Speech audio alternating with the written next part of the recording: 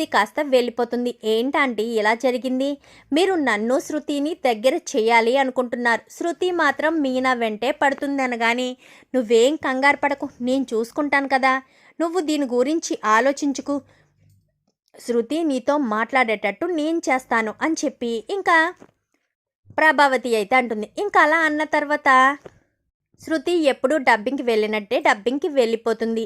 ఇంకా వచ్చే దారిలో ఏంటే చాలా డల్గా ఉన్నావని కానీ, ఏమీ లేదులే కానీ నువ్వు ఎక్కడికి వెళ్తున్నావు అనగానే, ఏమీ లేదే, కొంచెం ఇంటికి వెళ్ళాలంటే బోరింగ్గా అనిపిస్తుంది. ఇంతకుముందు అయితే రవి నేను మాత్రమే ఉండేవాళ్ళం కాబట్టి ఫ్రీగా ఉండేవాళ్ళం. ఇప్పుడైతే అందరూ కలిసి ఉండాలి కదా, అందుకు ఏదోలా అనిపిస్తుంది అనగానే, సరే నేను బ్యూటీ పార్లర్కి వెళ్ళాలి, బ్యూటీ పార్లర్కి వెళ్తాను, నీకు టైంపాస్ అవుతుందంటే నాతో పాటు రా, నువ్వేమీ ఫేషియల్స్ అవి ఇష్టపడవు కదా, నా పక్కన కూర్చుని నాతో మాట్లాడుతుండు, లేదంటే ఏ బుక్కో ఫోనో చూస్తూ ఉండు, నాకు తోడుగా ఉన్నట్టుంటుంది కదా అని చెప్పాను. కానీ అవునవును సరే పద, అవును నువ్వెక్కడ చూపించుకుంటావు అనగానే, నేను పలానా క్వీన్స్ అన్న చోట చూపించుకుంటాను అనగానే, అవునా సరే పద అని చెప్పి క్వీన్స్ బ్యూటీ పార్లర్ దగ్గర తీసుకెళ్తుంది. అది ఇంతకుముందు ప్రభావతి బ్యూటీ పార్లర్గా ఉన్న ఆ పార్లర్కే తీసుకువెళ్తుంది. తీసుకువెళ్ళిన తర్వాత సరే కూర్చుని చేస్తూ ఉండగా రోహిణిని కాస్త దూరంగా శృతి చూస్తుంది. అదేంటి రోహిణి ఎక్కడ ఉంది, అయినా తనకు సొంతంగా పార్లర్ ఉంది కదా అనుకుంటూనే పక్కనున్న అమ్మాయిని తను ఇక్కడ ఉందేంటి అనగానే, తను ఇక్కడే వర్క్ చేస్తుందండి అని చెప్పనేసరికి, అదేంటి తనకు సొంతంగా వేరే చోట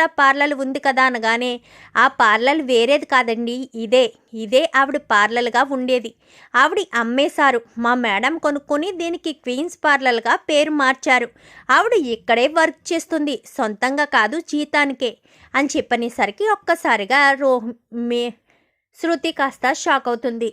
షాక్ అయ్యేసరికి ఇంకా దగ్గరికి వెళ్ళి మాట్లాడదామా అనుకునే సమయానికి విద్య రోహిణి ఇద్దరు కూడా మాట్లాడుకుంటారు. ఏంటే ఏం చేస్తున్నావు అనగానే, అవును చెప్పడం మర్చిపోయాను, మీ అమ్మగారు ఊరి నుంచి వచ్చారు, నా రూమ్లోనే ఉన్నారు అని చెప్పనగానే, అవునా వాళ్ళతో మా అమ్మతో పాటు చింటూ కూడా వచ్చాడాను కానీ, నీ కొడుకు రాకుండా ఉంటాడా ఏంటి, ఖచ్చితంగా వచ్చాడు అని చెప్పనేసరికి, కొడుకా అంటే రోహిణికి కొడుకున్నాడా ఏంటిది, చాలా కన్ఫ్యూజన్గా ఉంది, ఫస్ట్ ఏమో పార్లర్ అమ్మేసింది అని చెప్పారు, కానీ ఆంటీ మాత్రం సొంత పార్లర్ ఉంది అన్నారు, అమ్మ లేదు నాన్న మలేషియాలో ఉన్నాడని చెప్పారు, ఇక్కడ అమ్మ వచ్చింది అంటే అమ్మతో పాటు చింటూ అంటున్నారు, పైగా కొడుకు అంటున్నారు, ఏంటిది తేల్చుకోవాల్సిన విషయమే, లేదంటే ఇద్దరు కలిసి మీనా అక్కను తప్పుగా మాట్లాడుతున్నారు, లో క్లాసు అది ఇది అంటున్నారు, అసలు ఈ అమ్మాయిది ఏ క్లాసో తెలుసుకోవాలి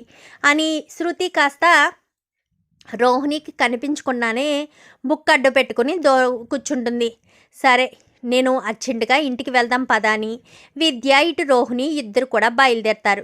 ఉసే నువ్వు ఏమనుకోకుండా వెళ్ళు, నాకు అర్జెంటు పని ఉందని నేరుగా వాళ్ళ వెనకాల ఫాలో అవుతుంది. వాళ్ళు కాస్త విద్య నేరుగా తన రూమ్కి వెళ్తుంది. వెళ్ళేసరికి అమ్మ రోహిణి అనుకుంటూ దగ్గరికి వెళ్ళడంతో, ఎందుకు వచ్చావమ్మా, ఇక్కడికి రావాల్సిన పనేముంది, అయినా నిన్ను ఆ పల్లెటూరులోనే ఉండమని చెప్పాను కదా, నువ్వు ఇక్కడికి వచ్చిన ప్రతిసారి నాకు చాలా టెన్షన్గా ఉంది, మా ఇంట్లో వాళ్ళు ఎవరైనా నిన్ను చూస్తారేమోనని భయమేస్తుంది, నేను అబద్ధం చెప్పి మరి ఆ ఇంట్లో అడుగు పెట్టానన్న విషయం నీకు తెలుసు కదా, నువ్వు నాకు తల్లివిగా ఉన్నావన్న విషయం తెలిస్తే ఇంకేమైనా ఉందా, నాకు ఉన్నది తండ్రి మాత్రమే, అది మలేషియాలో ఉన్నాడని అబద్ధం చెప్పుకుంటూ వచ్చాను, నువ్వేమో నా కొడుకుని తీసుకుని నేరుగా ఇక్కడికి వచ్చేస్తున్నావు, ఎందుకు పదే పదే ఇక్కడికి వచ్చి నన్ను టార్చర్ పెడతావు అంటూ మాట్లాడుతూ ఉండగా ఒక్కసారిగా షాక్ అయిపోతుంది శృతి.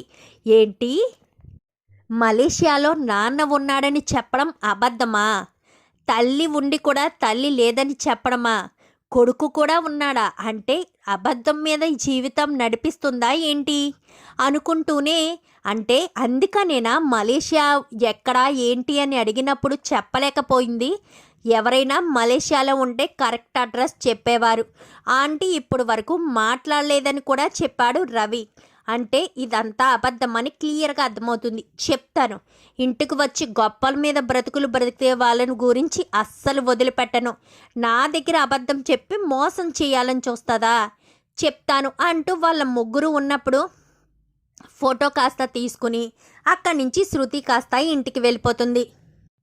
రోహిణి కాస్త సుగుణమ్మతో మాట్లాడి చింటూతో మాట్లాడి నేరుగా ఇంటికి బయలుదేరి వచ్చేసరికి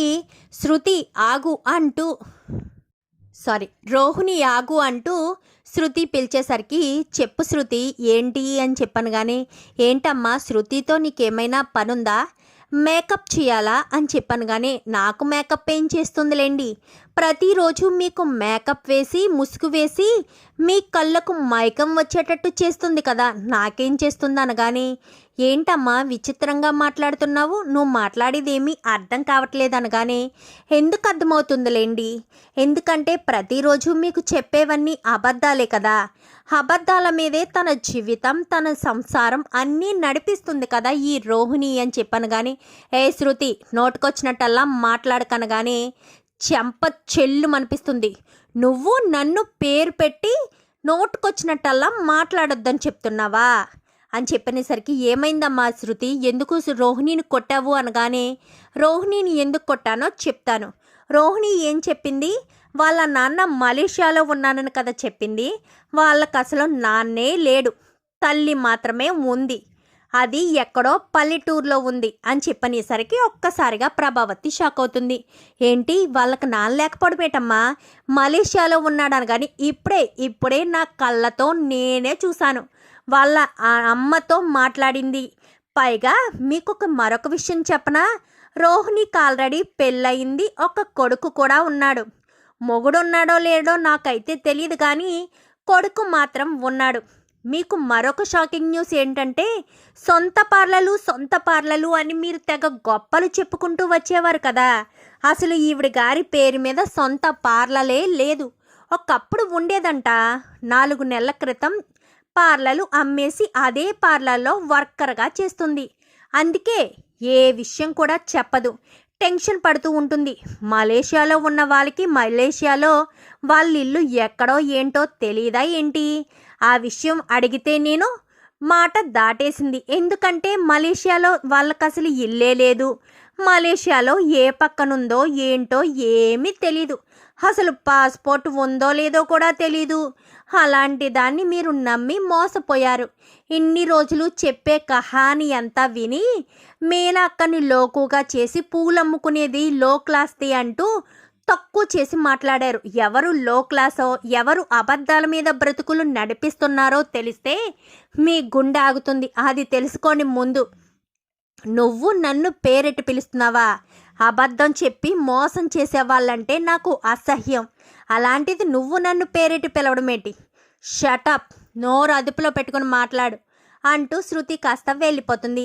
ఏంటి రోహిణి ఏంటిదంతా అని చెప్పాను. కానీ అదంతా అని చెప్పనేసరికి ప్రభావతి కాస్త కొడుతుంది. నువ్వు ఇదంతా అబద్ధమయ్యుంటే ఇందాక శృతి ఉన్నప్పుడే అబద్ధమని గట్టిగా అరిచి చెప్పేదానివి, అబద్ధం కాదు కాబట్టే కదా నోరు మూసుకుని సైలెంట్గా ఉన్నావు.